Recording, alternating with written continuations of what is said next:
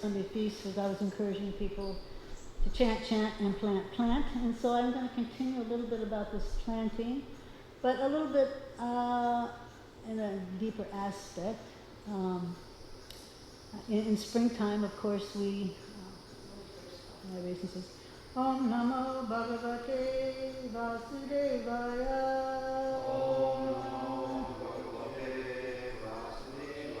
Om Namo Bhagavate Vasudevaya.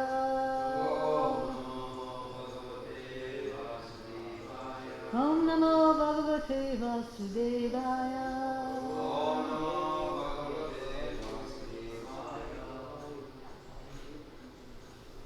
Yeah, so maybe some of the people that were inspired made some gardens, planted some seeds, hopefully hoping that there would be some fruit they could offer the Lord, that there would be flowers and vegetables, and to please the Lord. And so, of course, that takes a lot of enthusiasm and a lot of confidence to actually start a big project like that.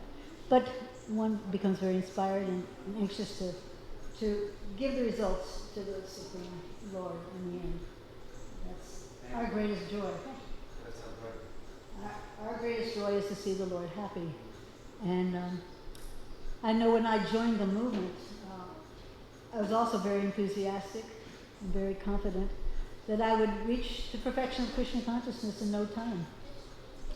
That actually I could garden very quickly and love for the Lord would bloom in my heart in no time. They told me the story about Kadvanga Maharaj, who within a second was able to reach this perfection. I was thinking, wow, well, at least 2 weeks, I could manage that. And it sounded easy. There's singing and there's chanting and eating and then there's just that perfect round that probably isn't so difficult to do. And so I set out to do that kind of gardening. So then it's time to put your seedlings in the ground, and it's here in the sunshine state. You have a couple times a year you can actually do this. But they don't tell you that not only is this a sunshine state, but it's also the humidity state. So when you go outside, it might say 98 degrees, but the heat index will say 128 degrees, as it has been all last week, and I can swear by it because I've been out in it.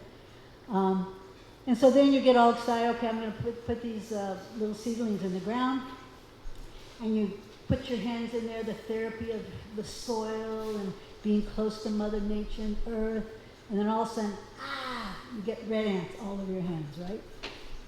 And so you're thinking, well, this is too much. But I can beat the heat. I can go out at night, and I'll do it when it's cool, right? So you go outside around 6 o'clock, and what happens? You're food for life. The mosquitoes come out, it's their dinner time, and you can't do anything. So, and you think, oh my gosh, this is crazy. How am I going to ever fulfill this mission of offering things to Krishna? And our hearts are also a fertile garden. They came from Krishna's wonderful garden. But something went wrong, and here we are now in this material world. And many obstacles are there. Kali Yuga, for one, makes it a little bit undesirable. And let's see, in text 36 of the Bhagavad Gita, Krishna talks a little bit about this gardening in an interesting way, in some of the obstacles. So in the 36th verse of the 3rd chapter, Arjuna said, O descendant of Vishnu, by what is one impelled to sinful acts, even unwillingly, as if engaged by force? A living entity, as part and parcel of the Supreme, is originally spiritual, pure, and free from all material contaminations. Therefore, by nature, he is not subject to the sins of the material world. But when he is in contact with the material nature, he acts in many sinful ways without hesitation, and sometimes even against his will. So yes, we want to garden our hearts. We want to grows so many nice love for the Lord in there, but we find caterpillars. Have you ever had caterpillars on your plants? Sometimes you have to like really yank to get them off. They're really stuck on there. So we have these simple activities, attachments to sense of gratification. They're like those caterpillars that we have to constantly try to rip off. So many attachments we have.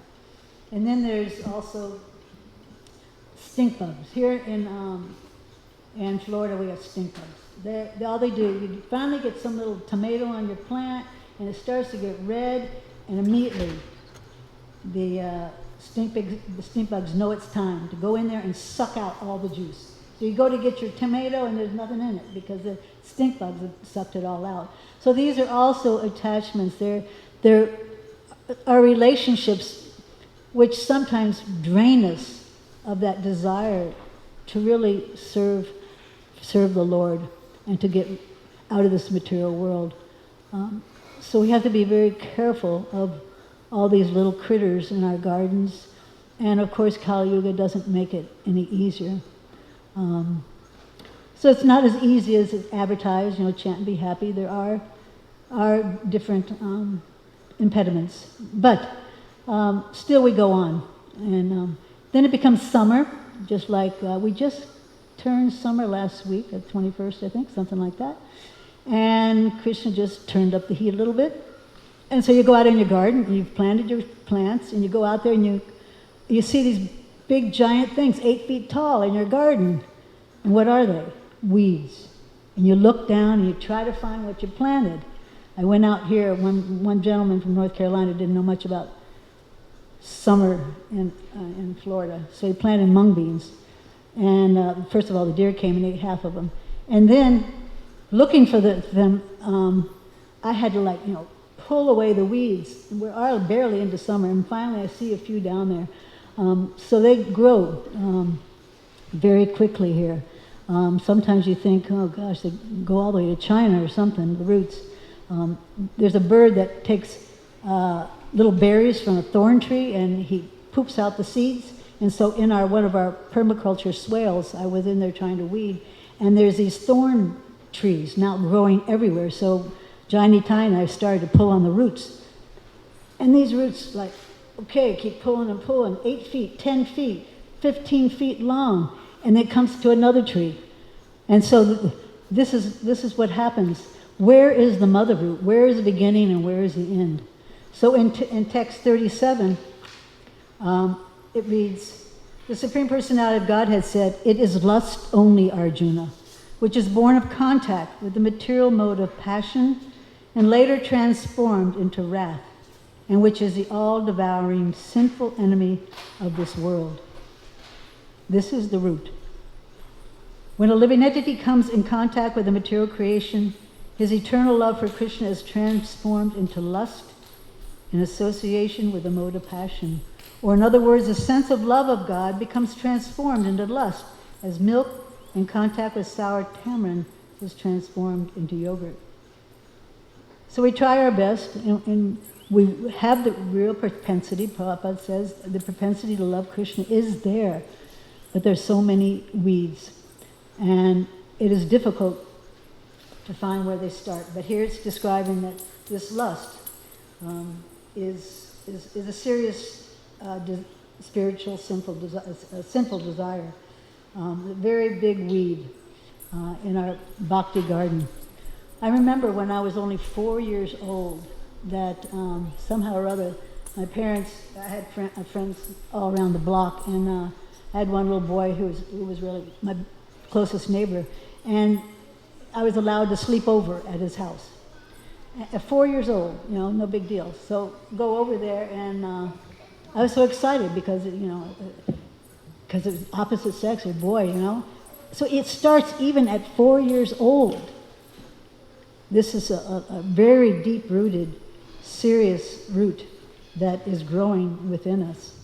And where does it end? There's that story when Prabhupada tells a story about the old man that was dying, and a person commented that even at time of death, people, they're still attracted to the opposite sex. And so someone said, oh, that couldn't be. He says, well, you just come here with your younger daughter and come here and you walk in the room and to see this dying man. And so they did. And you just watch the eyes of the dying man. And sure enough, the eyes went right to the young woman. So the lust begins early age, all the way to the time of death. And that's how deep-rooted it is. So it's a seriously dangerous weed. So we have to know how to get out that weed. We have some volunteers come out. And one time we had a volunteer from the University of Florida, and she was into the soil and, I don't know, earth things. She was from Honduras, and she wanted to go back to her country and help them with their gardening. So she had taken some courses, and she volunteered. And I said, well, what do you like to do? And she goes, I like to weed. I said, you like to weed? I said, bless you, may you live long. I said, I've got plenty of things you can weed in my garden. So she did. She actually came many weeks, and she just loved to weed. But sure enough, I first come out there, and she's weeding the wrong things. She's taking out the good plants, and she leaves the weeds. And so we have to be careful to understand that we need proper guidance on finding what are those sinful desires, what are those lustful desires. So therefore, we look to the spiritual master to know how we can identify those properly. And then, like it says in this purport, we can actually begin to turn the lust into love. And that's magic. It's not quickly done, but just by this service, we can turn that propensity that we have in contact with this material world to lust after things. We can turn it into love for Godhead. So this, we find that we even have mistakes while doing devotional service, that we're thinking, oh yes, I love Krishna so much, and I love my drum playing, and I'm so good at this, and I can dress the deities like anything, and lust is still in there. The intentions are for me and not for the pleasure of the Lord. So we have to be very careful. It's very subtle. That's why we need proper association and constant hearing of how this pride is the source also of this lust. Wanting glory for myself, name, fame, glory, the same old story. So this is very important, that we have the proper intention. Otherwise, we feed the ego and just put more fuel on the fire, even within devotional service. So sometimes it can be a little bit cloudy. So how to get the weeds? Well, in our gardens, we've tried everything. We've tried cardboard. You put 2-3 layers of cardboard out there, and you try to smother it, right? You try to just kill those darn weeds with that cardboard, and it makes a good use of the cardboard. And that's sometimes can be artificial, how to get rid of your lust. It reminds me of in one temple I was at, we had one brahmachari who just didn't want to look at women. He didn't want to be agitated, so he wouldn't look at women. But it was a very small temple, and we had a little small stairway going up, and we'd have to pass by the stairway sometimes. And he literally would run into the wall and smash into the wall, trying not to look at the opposite sex. And it was just like, oh my God, it was crazy. So it doesn't really work that way. You can't just smother those desires that have been there so long. Huh? And then there's the opposite also. Rajneesh in Portland. He says, yeah, put the fuel on the fire. Just get it all out of your system. Be lusty. And he had so many Rolls Royces and so many wives and so many everything. But did it stop? No. So we can look at text number 39. It describes this. Thus, the wise living entity's pure consciousness becomes covered by the eternal enemy in the form of lust, which is never satisfied and which burns like fire. It is said in the Manusamhita that lust cannot be satisfied by any amount of sense enjoyment, such as fire is never extinguished by a constant supply of fuel. In the material world, the center of all activities is sex, and thus this material world is called Maitunya Agara, or shackles of sex life. In the ordinary prison house, criminals are kept within bars. Similarly, the criminals who are disobedient to the laws of the Lord are shackled by sex life. So if you just put more fuel on the fire, then you get more and more bound. It doesn't really work. So there is a history of our eco-farm. And it's that where we have it, there's two different places where Vinda Devi's temple is and where we're making a garden. And this used to be the landfill for the devotees. I guess for 30 years they didn't want to go to the landfill, so they just dumped everything over there because no one was ever going to go over there and no one would ever see it. So when I went there, it took me 2 months of digging and digging and digging. Plus they had made a burning fire there. Kawayapani was trying to burn everything. And as I was digging, I found relics from, well, anyway, I can make a long list of things. Everywhere from, Indian trunks to roofs to radiators to stoves. And just the other day, I was digging, I keep thinking I got it all. And I dig in there, I find a stove handle. It's true, don't we? We find still things in there, big pieces of metal and all kinds of things. And so I was realizing that this body, especially the subtle body, is a landfill. We have desires in there that have been put in there for thousands and thousands of births. All these subtle desires are just in there. They might not surface all the time, but they are the cause of our degradation and our attraction to sinful activities. So all kinds of things pop up when we don't expect it. I mean, you just be going, minding your own service and your devotional service, and what happens? All of a sudden you experience some desire for some crazy habit that you used to have a long time ago, or some taste that you just can't resist. So what to do with this? First of all, you have to be honest and realize that yes, we have these very old desires within our consciousness, and even at old age, hormonally the changes, they get you coming and a going. And when you're young and when you're old, they also hit you. So these things can emerge. We can hear a little bit of what Krishna advises us to do about this in text 41. Therefore, O Arjuna, best of the Bharatas, in the very beginning, curb this great symbol of sin, lust, by regulating the senses, and slay this destroyer of knowledge and self-realization. The Lord advised Arjuna to regulate the senses from the very beginning so that he could curb the greatest sinful enemy, lust, which destroys the urge for self-realization and specific knowledge of the self. Jnana refers to knowledge of self as distinguished from non-self, or in other words, knowledge that the spirit soul is not the body. So this is the ABCs, and the most important thing, to destroy this illusion that we are this body, that we have to fulfill all its desires, no matter what it's telling us to do. Yes, whatever you want, dear body, I will become your servant. Just like the dogs, they follow their noses, all the animals are following some particular sense that's very strong. But we have a whole pile of strong senses, which makes it even more difficult in human form. But Krishna's advising to become regulated and to fill ourselves with this knowledge of who we really are, which does not get old. It's the oldest knowledge, and it is ever fresh as we read it.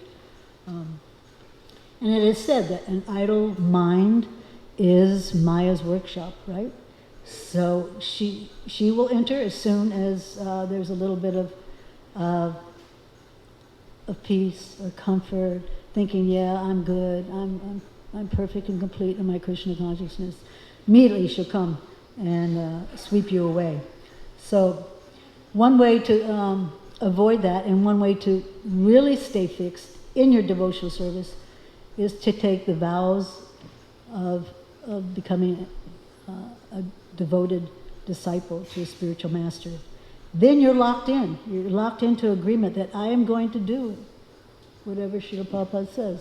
He knows the best way to free me from these shackles. Keep me busy. We pray to Tulsi Devi, give me that privilege to always be doing some service for Krishna, 24/7. And Srila Prabhupada did, and he still is doing it. He's giving us instructions every day. Come to Mangalarti, chant 16 rounds, read my books. These things don't change, even in the COVID-19. If you can't come to Mangalarti here, you can have it at home.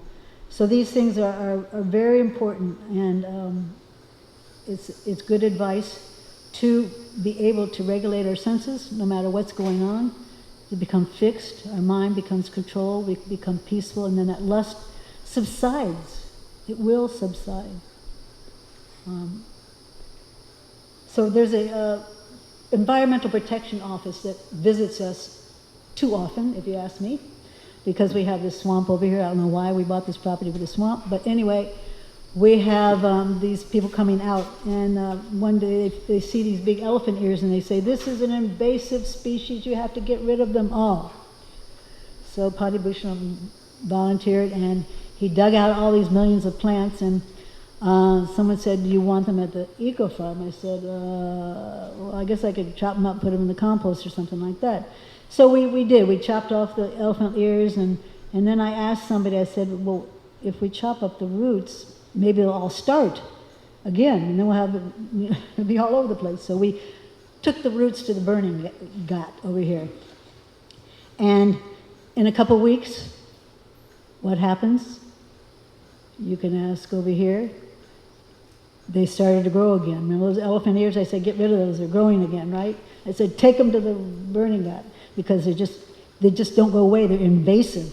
So in the same way, we have invasive sinful desires that just a little bit of bad association, just a little bit, and it will spread. It will invade your whole consciousness. So it's so important. The spiritual master says that give your association and take good association. Don't take bad association. A little bit can go a long way in ruining your little creeper that we're trying to grow in our garden.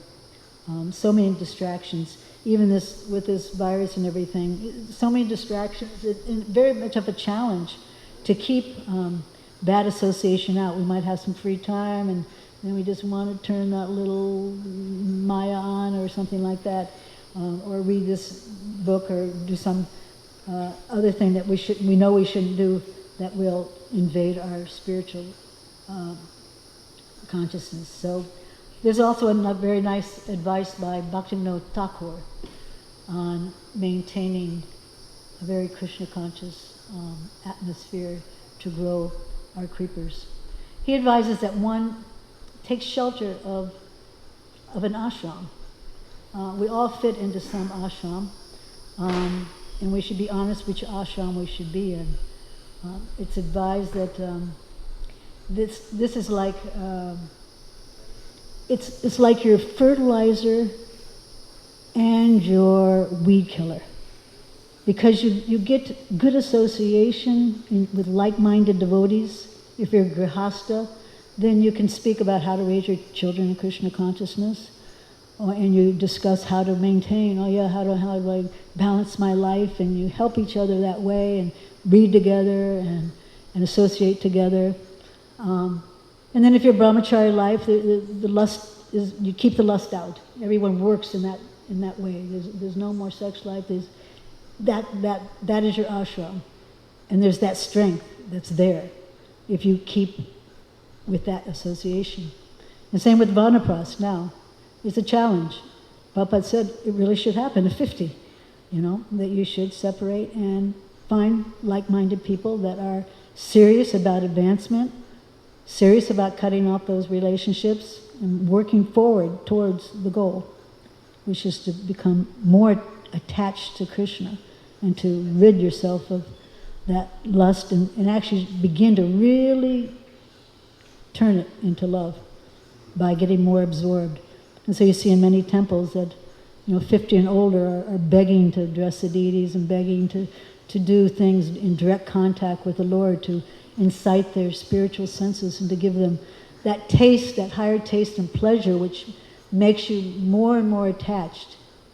More and more attached so you can just drop the other ideas of sinful activities. And then of course there's sannyas, where there's no question that you remain fixed and you're very particular of who you associate with. And then we're very healthy. In a shelter, in a proper shelter, with the proper fertilization and the weeds are killed, then your spiritual life can become very, very healthy and robust. And then you're able to help others. But unless we're really strong, we don't have that strength to help others. So this is one very important advice, is to take advantage of the ashram, find your spot, and really absorb yourself, and try not to mix. When there's a lot of mixing, then the agitation can happen again. So we try to protect each other, just as in a shelter. It's a great protection. Because the senses, they need an engagement, they need a lifestyle, and so you have to choose the proper lifestyle for your senses. And so one must be very honest what that might be. So in text 42, moving right along here, is talking a little bit about these senses. The working senses are superior to dull matter. Mind is higher than the senses. Intelligence is still higher than the mind, and he, the soul, is even higher than the intelligence. The senses are different outlets for the activities of lust. Lust is reserved within the body, but it is given vent through the senses. Therefore, the senses are superior to the body as a whole. These outlets are not in use when there is a superior consciousness. So we have to be in that superior consciousness, which means we have to be connected to Krishna as much as we possibly can. Whether in the temple or outside the temple, we have to find a proper way to be connected. Otherwise, we'll never escape these shackles. We'll never really get out of this material world. And it's described somewhere in here, I can't remember where I read it, but to escape, one has to be able to handle things very carefully. Maybe some of you in my age remember the movie The Great Escape, and how Steve Queen, and how they really organized this whole thing down to the last, how to get out of here, and everyone had their part, and it was really somewhat successful because they had proper guidance and they really had it down. So if we want to escape, we have to have the guidance of the spiritual master, the proper association, and we do have it. The great acharyas have left us their thoughts, their revelations. They've given us their guidance. They've given us their poems. They've given us songs. They've given us books. They've given us so much that we should take advantage of it, especially the books. When you think of that pastime of how Narottam Das Thakur and Srinivasacharya and they were given that mission to take the Goswami books, I guess to Bengal or somewhere like that, where they were like so thirsty for this information, so thirsty for spiritual life, and then it was written.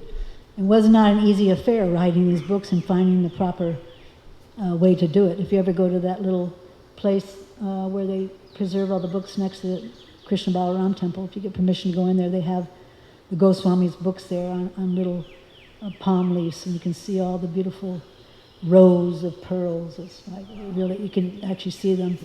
And but these were not easy to carry around, these books, but they did. They put them in big trunks and went off to on the first Sankirtan distribution party. But a king heard that these saints have got some treasure. Let's go steal it. And they went and stole the treasure, and it ended up to be books. And the king, I think his name was Virambir? Yeah, and he started reading these books and realized, wow, these are gems. If I keep these long enough, maybe the person who wrote them or who lost them will come here and I can meet such great personalities. And sure enough, Srinivasacharya came back and the king surrendered to him. And so these books are our treasures. But not only just the books and the songs and everything, but also the deity worship Prabhupada has established, these temples that Prabhupada has established. It's a lot of work to keep these temples going. Especially now with less people, we realize, yeah, it's a lot of work, and they have to keep going. So we should take advantage, because the deities are also so important to make that contact with our eyes and our senses, which are lusting after so many things. Lust after Krishna, lust after the beautiful sight that you get to see here every day, and the prasadam that is a given. So that lust will turn to love to the deities, and you'll become very attached, so that you will want to come to the temple and see them. And your heart will be hankering for the time when there are no restrictions at all. So we keep praying for that privilege to serve and to push Mr. Lust far away.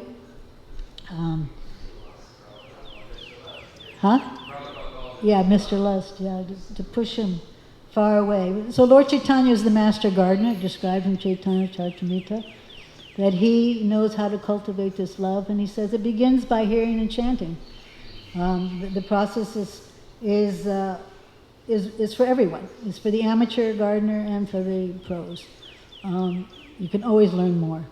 And you have to take it very deeply. You have to, it's not like when you're in the garden, you're asked to weed something and you can hear snap. That means you're just snapping the roots off. You're not going and pulling them out.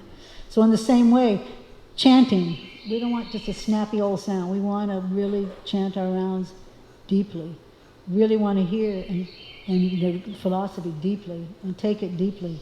And then those creepers have plenty of space to grow.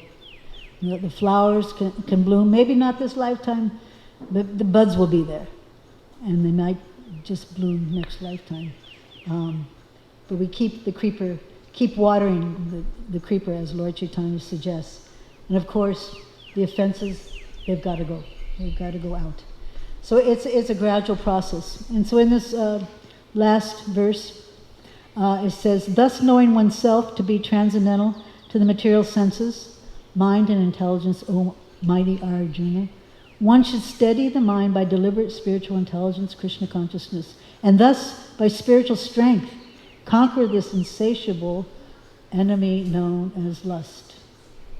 So it says, one may not give up work and prescribed duties all of a sudden, but by gradually developing Krishna consciousness, one can be situated in a transcendental position without being influenced by the material senses and the mind, by steady intelligence directed towards one's pure identity.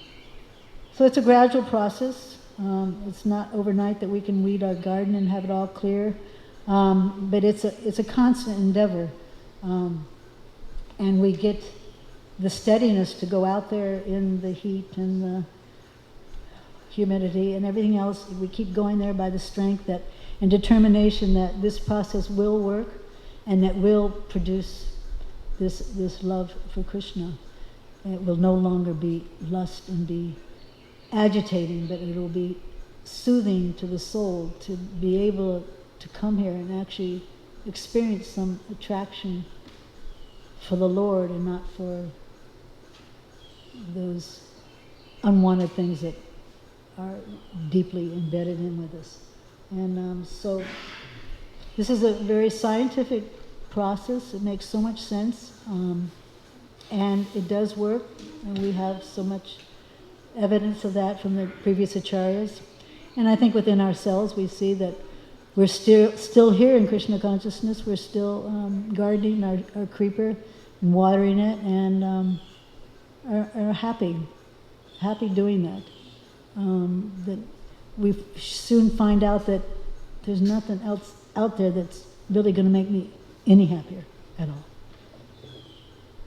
So maybe someone has some other ideas or questions or doubts or anything?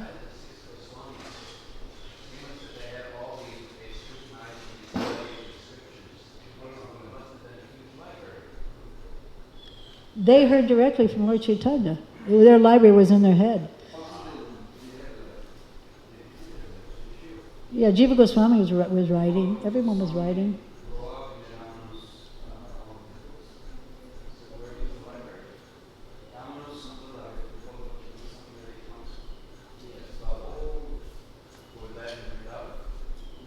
South India. A lot of it was in their head. I mean, Krishnadas, Kaviraj and all them. They were smart. They could remember things. Not like us. Yeah.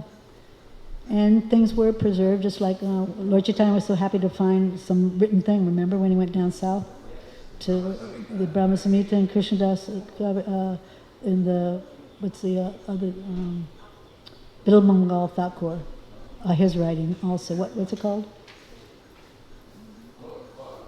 Krishna Paramita. Yeah, so he found those two things. So, yes, some things were definitely written down, but it wasn't easy to write on palm leaves and to haul them around with you and things like that. So you can see where the Bhaktisiddhanta Prabhupada was so determined to have everything down in print so that we could have them available all the time. So we should be very grateful. If you know, Prabhupada said after 200 or 500 lifetime one give up sex life. 200, 500, I've never heard that. 200 or 500, no, I've never heard that. I guess that would be doing pretty good. I don't know.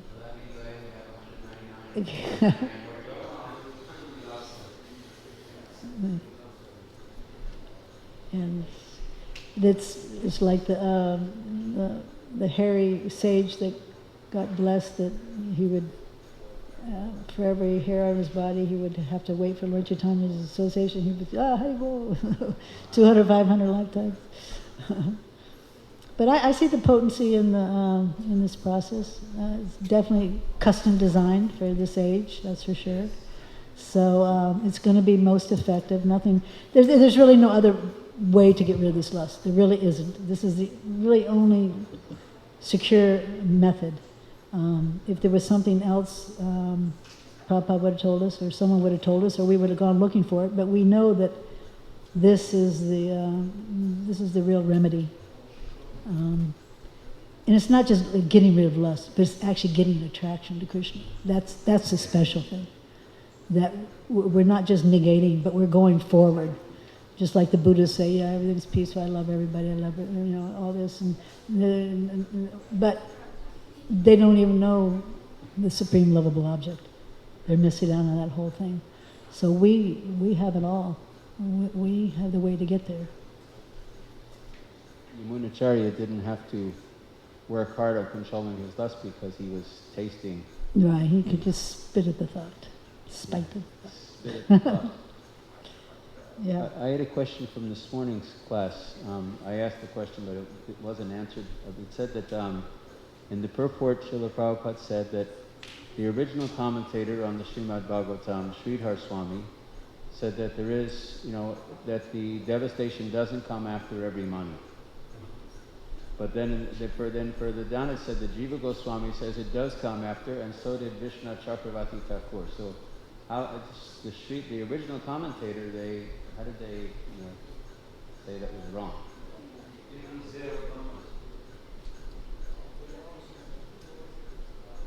So in some technical thing.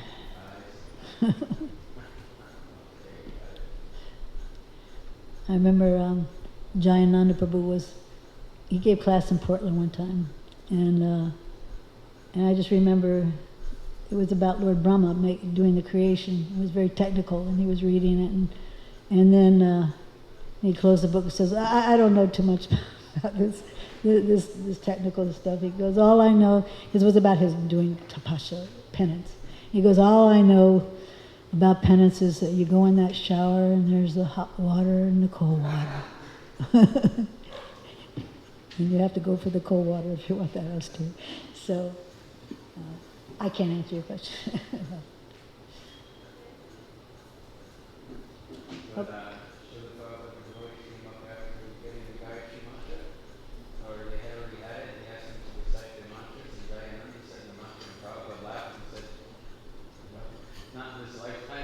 Right.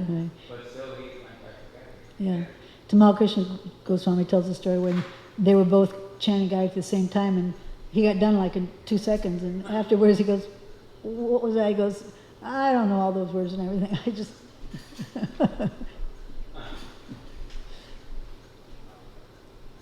But our intention to love Krishna should be there. Okay. What when was it?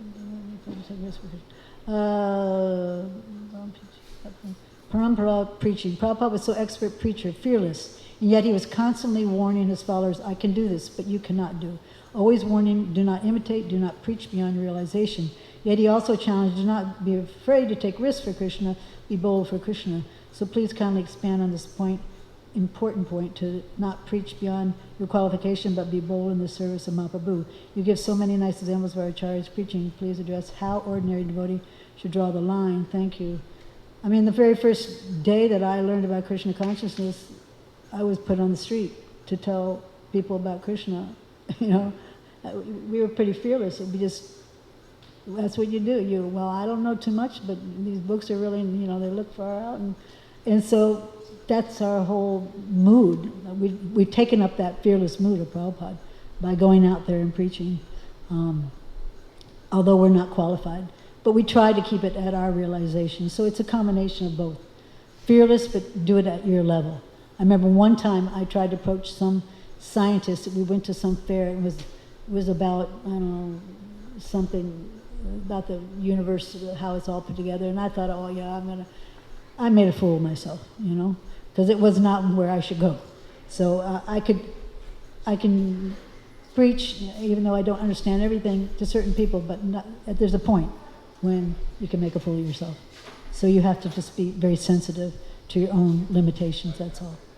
But we shouldn't limit ourselves by being, scared to go out there and tell somebody that you're not your body or anything like that. So in our line, it seems equally important to have written proof and the proof of realizations, Krishna's enlightenment within the heart. In the current atmosphere, we have videos and photographs. If there's no video, there's no incontrovertible truth that such and such happened. I don't quite understand if there's no video. People are so used to having solid evidence. Oh. We don't have video of Krishna, or we don't have. I don't know. You can come here and have live association with Krishna right here. You don't need a video. You can have live darshan right here.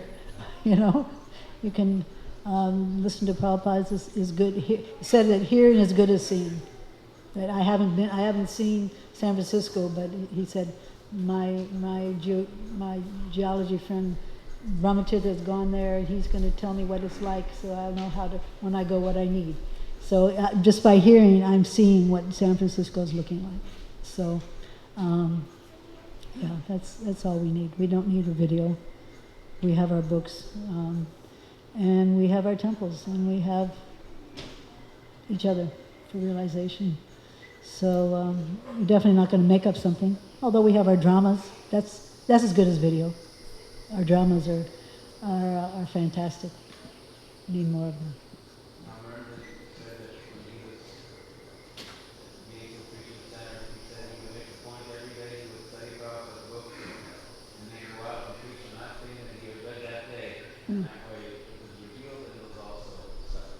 Yeah, I've done that before. I hear one thing in class, and I think I'm going to use this sometime in at the campus, and I do, and then that sticks with me for a long time.